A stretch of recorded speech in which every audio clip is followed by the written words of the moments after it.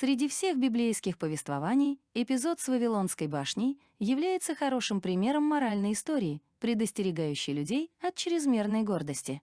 Однако эта притча не просто легенда. Вавилон и Вавилонская башня действительно существовали. Есть ли научные тому доказательства? Некоторые археологические открытия показали, что Вавилон и его знаменитая башня сыграли первостепенную роль в истории человечества. Библейская история башни. Все использовали один и тот же язык, одни и те же слова. Когда люди двинулись на восток, они поселились в долине Шинар, некой местности в Месопотамии. «Давайте сделаем кирпичи, обожжем их на огне и скрепим битумом», — сказали они. И сделали это. «Давайте построим город-башню, вершина которой пронизывала бы небеса. Мы будем жить все вместе и не будем разбросаны по земле», — сказали люди. И построили город-башню. Бог Яхве сошел глянуть на их работу и остался недоволен. Эдак, решил Бог, они будут жить вместе, и для них не останется невыполнимой цели. И решил Яхве согнать людей вниз, а башню разрушить. Господь рассеял их по земле, смешал языки. Таким образом, потомки Ноя, говорящие только на одном языке, были наказаны за свое тщеславие. Бытие 11:1-9. В этом и заключается происхождение разнообразия языков. А миф о Вавилонской башне тесно переплетается с мифом о Ноевом ковчеге и потопе. Факты и мифология. Около 5500 лет назад в долинах Месопотамии возникли города-государства. Месопотамцы оставили нам первую систему письма и свои впечатляющие зиккураты.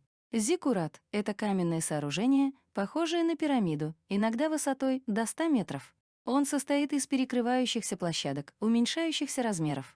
Каждый зиккурат был посвящен местному богу. Пирамиду увенчивал храм, который служил проходом для бога во время его путешествий по земле. Что удивительно, зиккураты, пирамиды встречаются по всему миру. Некоторые из них удивительно похожи, словно строились одним зодчим. Трудно рассматривать это простым совпадением. Самый большой зиккурат, несомненно, находится в Вавилоне, на берегу Ефрата. Эту башню называют Этиминанки, обитель неба и земли.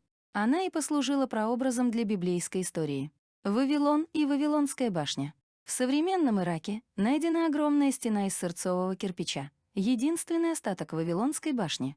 До начала XX века все, что было известно о Вавилоне, было основано на трудах Геродота, знаменитого историка Греции, 484-420 до нашей эры и библейских притчах. В 1899 году немецкие археологи предприняли первое обширное исследование Вавилона. Раскопки продолжались до 1917 года. Гораздо позже Саддам Хусейн решил восстановить Вавилон и его башню, но война в Ираке остановила этот колоссальный проект. Вавилон, дверь Бога, был центром поклонения богу Мардуку. Остатки города, все еще видимые из-под земли, относят нас в эпоху царя Навуходоносора II. Правитель провел обширную реконструкцию гигантского сооружения. Библейский рассказ полностью согласуется с археологическими находками. Вавилонская башня действительно была построена из обожженного кирпича, укрепленного битумом. Эта пирамида появилась задолго до правления Навуходоносора II. Она имела высоту 91 метр, доминировала над городскими постройками и была увенчана храмом Мардука.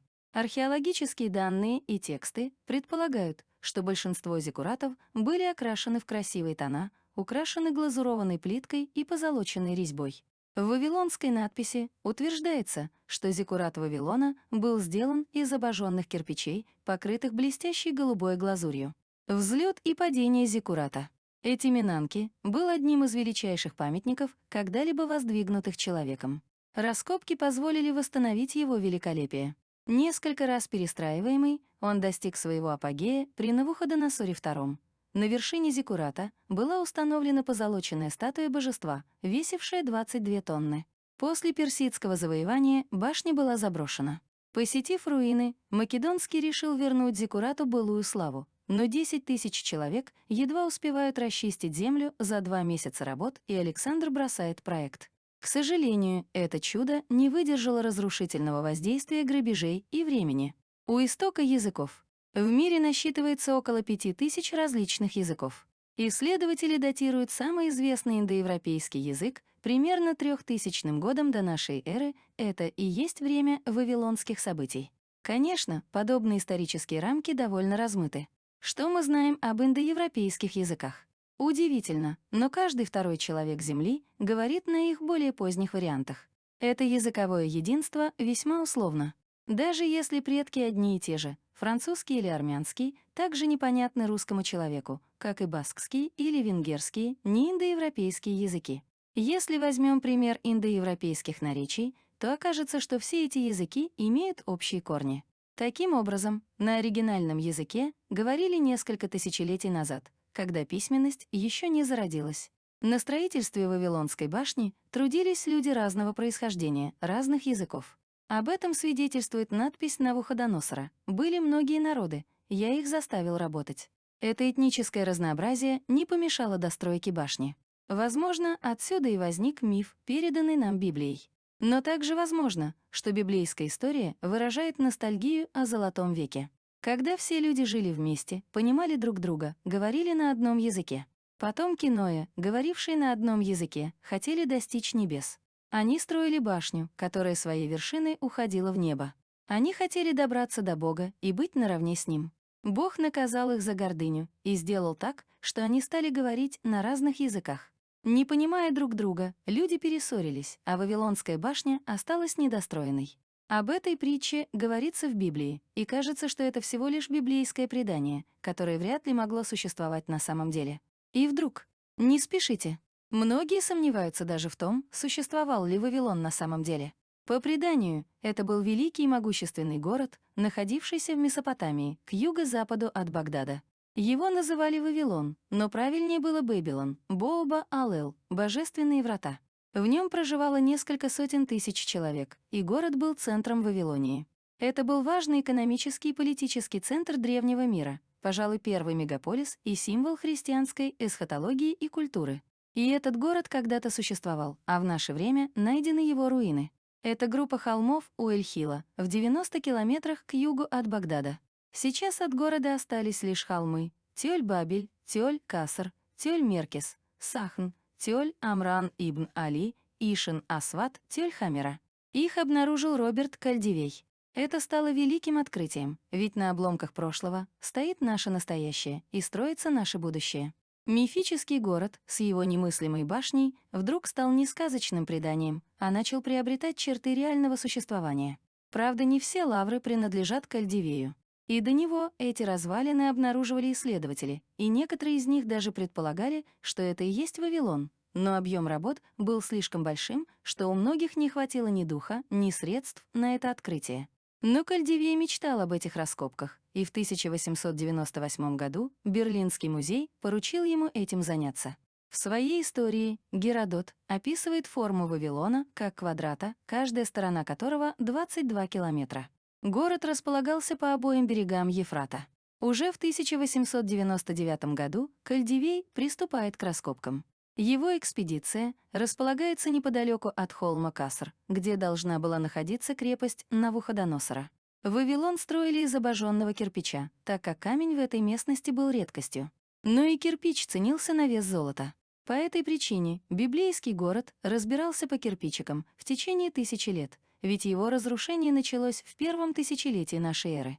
Поэтому больших ожиданий Кальдивей не питал, но надеялся обнаружить хотя бы основные доказательства того, что здесь стоял именно этот город.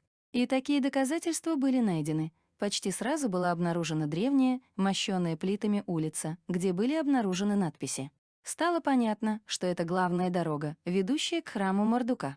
В этом же месте были раскопаны остатки ворот богини Иштар, которая считалась матерью всех людей. Ворота были построены из синего кирпича и украшены фигурами носорогов, да мифических животных, похожих и на орла, и на змею, и на льва, и на скорпиона, и называвшихся сирушами.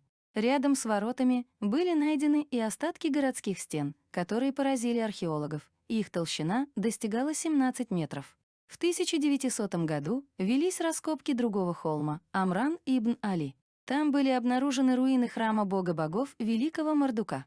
Это был огромный храм с размерами 550 на 450 метров. Из дошедших до нашего времени клинописных текстов царя Навуходоносора можно представить, как выглядел этот храм. Стены были украшены лазурью и золотом, а внутри было помещение Экуо, которое представляло собой камеру с изображением бога Мардука.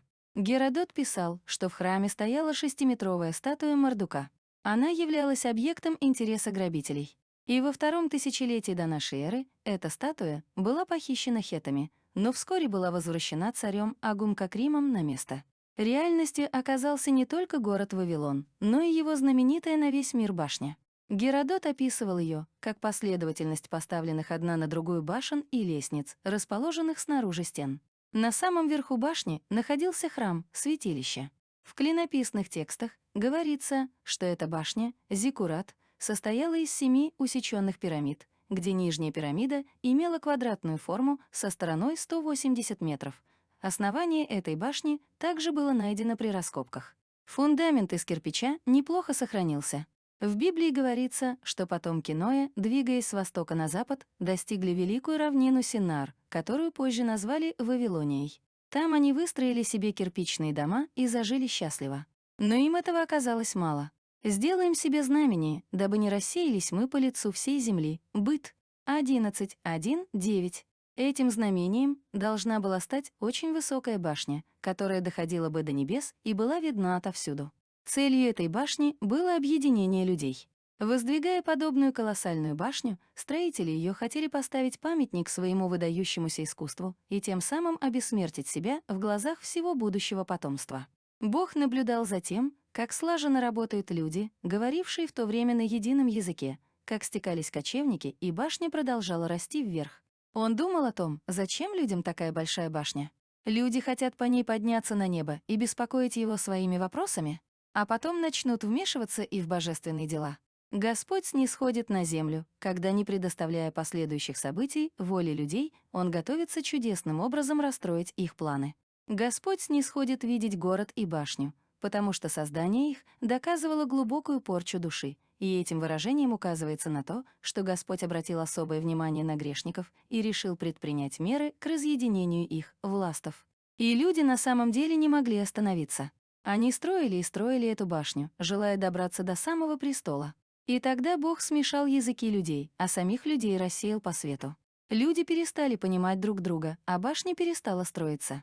Так сказано в Библии, где слово «Вавилон» переведено от древнееврейского слова «балал», что означает «смешивать». Посему дано ему имя Вавилон, ибо там смешал Господь язык всей земли. Библ. Странно все это, конечно. Но это уже совсем другая история. А Вавилон, начиная с III века до нашей эры, постепенно пришел в упадок, во многом из-за своего соседства с более молодыми полисами, такими как Ктисифон. В начале нашей эры началось его разрушение.